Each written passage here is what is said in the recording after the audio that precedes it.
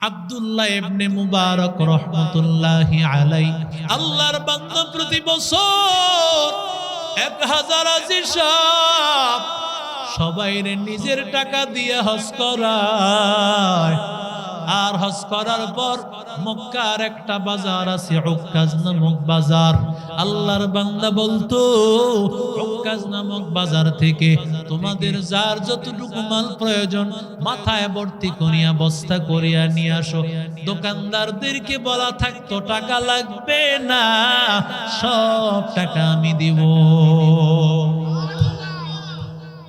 আল্লাহর বান্দা প্রতি বছর 1000 হাজী সাহেব প্রতি বছর আল্লাহর বান্দা হজ করাইতো। আল্লাহর বান্দা 1 বছর হজ করানোর পর আল্লাহর বান্দা তাকাইয়া দেখতে পায় হজ করেছেন, এবার আগামীকাল আল্লাহর বান্দা ফেরত যাবেন। এমন সময় হাতিমে কাবার সামনে আল্লাহর গোলাম হাতিমে কাবার সামনে মাথাটা লাগাইছেন, একটু টেক লাগাইছেন, ঘুম আসিয়া পড়ছে। ঘুম আসিয়া পড়ার পর আব্দুল্লাহ ইবনে মুবারক তাকাইয়া দেখতে পায় এক আল্লাহর বান্দা মাথার কাছে আর একজন পায়ের কাছে বসে আছে। আল্লাহর বান্দা পায়ের কাছে লোকটা ডাক দিয়া বলতেছে, এই বছর কতজন হাজী সাহেব হজ করেছেন? মাথার কাছে লোকটা ডাক দিয়ে বলে 6 লক্ষ হাজী হজ করেছে।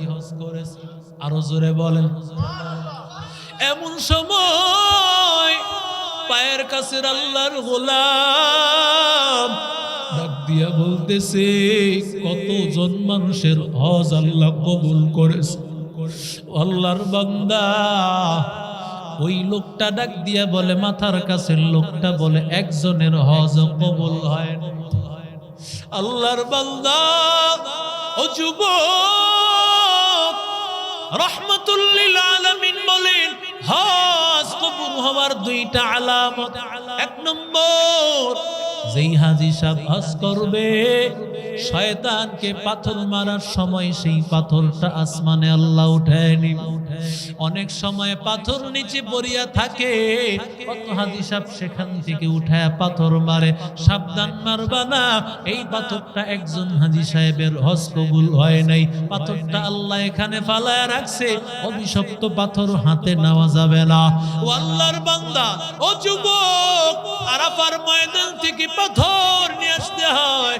আল্লাহর গোলাম যেই বান্দার হজ আল্লাহ কবুল করেছেন, পাথরটা জমিনে থাকে না, বরং আমার আল্লাহ আসমানে উঠে নেয়। এটা তো সবাই বুঝবে না। 2 নম্বর, যেই হাজী সাহেব বাইতুল্লাহর হজ করেছে, যার হজটা আল্লাহ কবুল করেছে, ওই বান্দার আমল আল্লাহ পরিবর্তন করে দিবেন। হজের আগে বান্দা নামাজ পড়ে নাই, হজের পরে নামাজ পড়ে।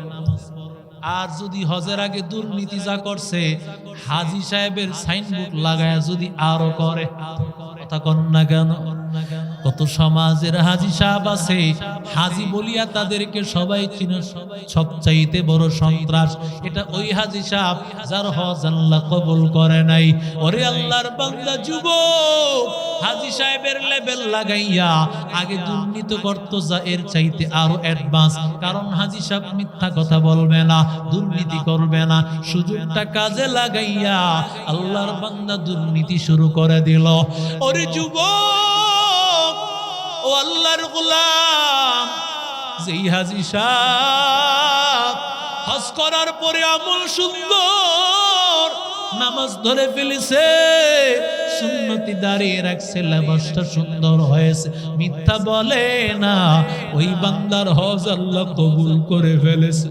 আল্লাহর বান্দা ডাক দিয়া বলে, একজন মানুষের হজ যদি কবুল না হয়, মানুষেরা এত টাকা দিয়া বাইতুল্লাহর হজ, সবাই হজের মধ্যে হাজির, লক্ষ লক্ষ টাকা ব্যয় করিয়া এতগুলো মানুষের হজ যদি কবুল না হয় কি উপায় হবে?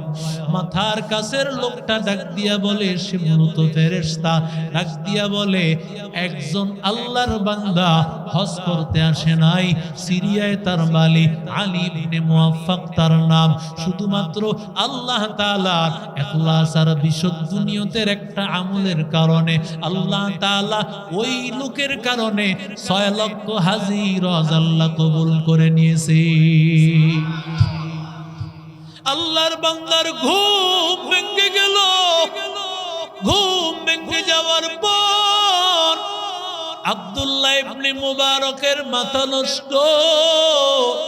আমি ইরাকের এত বড় আলেম, সাধারণ একজন মানুষ যারে আমি চিনি না, ওর কারণে 6 লক্ষ হাজির হজ আল্লাহ কবুল করে নিয়েছে। আমি ইরাকে যাব পরে, আগে আমি সিরিয়ায় যাইব, আগে আল্লাহর বান্দার সাথে দেখা করব, এরপরে আমি সিরিয়ায় যাইব। আল্লাহর বান্দা, ও নবীর আশিক উম্মতের দল, হাজী সাহেবদেরকে সবাইকে বলল, তোমরা ইরাকে চলে যাও, আমার একটু কাজ আছে সিরিয়ায়, এরপরে আমি ইরাকে যাব। সবাইকে পাঠাইয়া দিল। আল্লাহর বান্দা সিরিয়ায় যাওয়ার পর, সিরিয়ায় তো আব্দুল্লাহ ইবনে মুবারকের হাজার হাজার ছাত্র আছে। সিরিয়ায় যাওয়ার পর আব্দুল্লাহ ইবনে মুবারককে অভ্যর্থনা করার জন্য হাজার হাজার ছাত্র রেডি।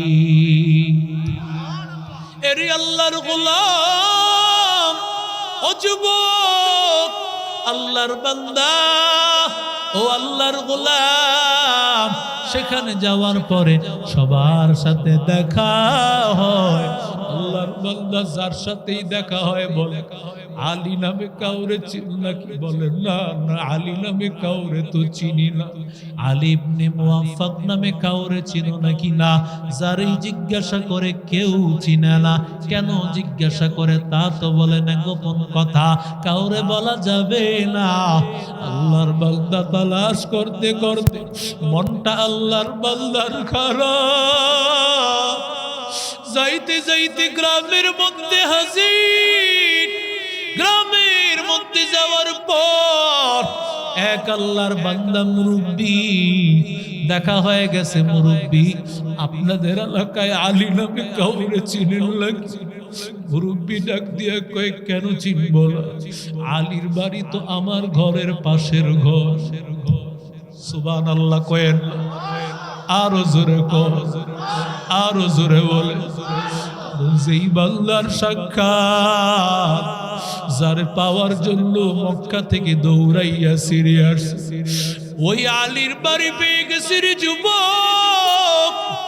ও আল্লাহর গোলাম, কত আল্লাহর বান্দা এমন আছে রিকশা চালায়, শ্রমিক, কিন্তু অনেক বড় আলেমের চাইতে সে ভালো।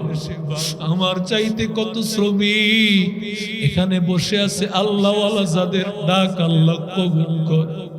ও আল্লাহর বান্দা, আল্লাহর গোলাম এত বড় আলেম, আলীর দরজার সামনে দাঁড়াইয়া বলে, রে আলী, দরজা খুলে দিয়েছেন। বলে, কে আপনি? বলে, আমি ইরাকের আব্দুল্লাহ ইবনে মুবারক। কথাটা শোনা মাত্র আল্লাহর বান্দা মনে হয় যেন আসমান থেকে বর্ষে। আপনার ঘরে যদি চরমনার পীর সাহেব আসে, আপনার মনটা কত খুশি হয়ে যাবে। উজানির পীর সাহেব আপনার ঘরে আসলে, নানুপুরের পীর সাহেব আপনার ঘরে আসলে, এরে যুবক, আল্লাহর বান্দা বলে, আপনি কি সে আব্দুল্লাহ ইবনে মুবারক, ইরাকের সবচেয়ে বড় আলেম, লক্ষ লক্ষ আলেমের উস্তাদ, আপনি কি সেই আব্দুল্লাহ ইবনে মুবারক নাকি? আমাদেরকে ঘরে নেওয়ার পরে মানুষেরা পাগল হইয়া যায় আর বলে, হুজুর, কোটি টাকা কাবিয়া বাড়ি বানাইছি, আপনার কদম পড়ার কারণে আমি ধন্য হয়ে গেছি, আমার এই বিশাল বাড়ি ধন্য। আল্লাহর বান্দা, মানুষ তো আলেমকে এতটাই ভালোবাসে। আব্দুল্লাহ ইবনে মুবারককে পাওয়ার পরে আল্লাহর বান্দা ব্যতিব্যস্ত হয়ে পড়ছে, কি থেকে কি করবে। আল্লাহর বান্দা বলে, কিছুই করা লাগবে না, ও আলী তুমি বলো তুমি কি করো। বলে, হুজুর আমি একটা মুচির কাজ করি। সুবহানাল্লাহ কইল, আরো আস্তে বলে, আরো আস্তে বলে। আল্লাহর বান্দা বলে, রে আলী আমি সেটা শুনতে আসি না, আমার বল আল্লাহর সাথে তোর কি সম্পর্ক আছে, আমার বল। আল্লাহর বান্দা বলে, হুজুর আপনি আগে খাবার খান, এরপরে আমি একটা আমার জীবনের আশ্চর্য একটা ঘটনা বলবো। আল্লাহর বান্দা বলে, আগে তুই আমারে বল, এরপরে আমি তোর খাবার খাইব। আল্লাহর বান্দা ডাক দিয়া বলে, হুজুর আমি এত গরিব, প্রতি বছর আল্লাহর বান্দারা বাইতুল্লাহ যায়, আমার মনটা ব্যতিব্যস্ত হয়ে থাকে, আমি যদি আল্লাহর ঘর বাইতুল্লাহ যেতে পারি, কিন্তু কি করিয়া যাব, আমার যে যাওয়ার মতো কোনো টাকা পয়সা নাই, মদিনা যাইতে পারলাম না, মদিনা দেখতে পারলাম না, মদিনা যাইতে পারলাম না, মদিনা দেখতে পারলাম না। আমি অসহায় তাই এত দূরে রই, আমি অসহায় তাই এত দূরে রই, শুধু সালাম জানাই, মদিনা যাইতে পারলাম না, মদিনা দেখতে পারলাম না, মদিনা যাইতে পারলাম না, মদিনা দেখতে পারলাম না। মদিনা নাম কত মধুর, মদিনা আর যে কত দূর, মদিনা নাম কত মধুর, মদিনা আর যে কত দূর,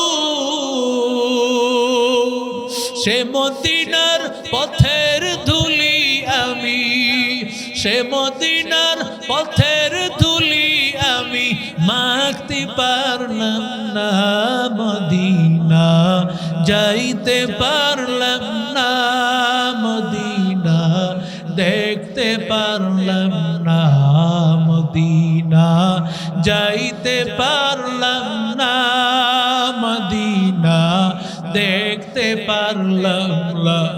আমি অসহায় তাই এত দূরে রই, আমি অসহায় তাই এত দূরে রই, শুধু সালাম জানাই, মদিনা যাইতে পারলাম না, মদিনা দেখতে পারলাম না, মদিনা যাইতে পারলাম না, মদিনা দেখতে পারলাম না। জোরে কন্যা আল্লাহু আকবার।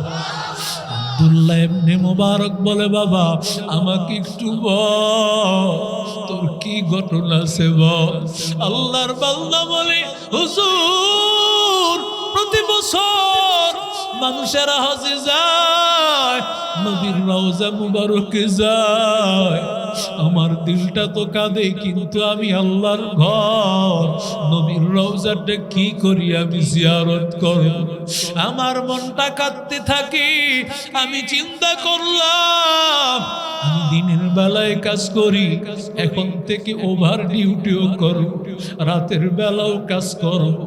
আল্লাহর বান্দা, আল্লাহর বান্দা এখন থেকে দিনের সাথে রাতেও কাজ করতে শুরু করলেন। দিনেও কাজ করেন, রাতের বেলাও কাজ করেন। বলে হুজুর আমি রাতের বেলায় কাজ শুরু করলাম, মানুষেরা জানার পর সব মানুষেরা আমার কাছে রাতের বেলাও জুতা নিয়ে আসে, আমি জুতা সিলাইয়া দিই, জুতা রং করিয়া দে।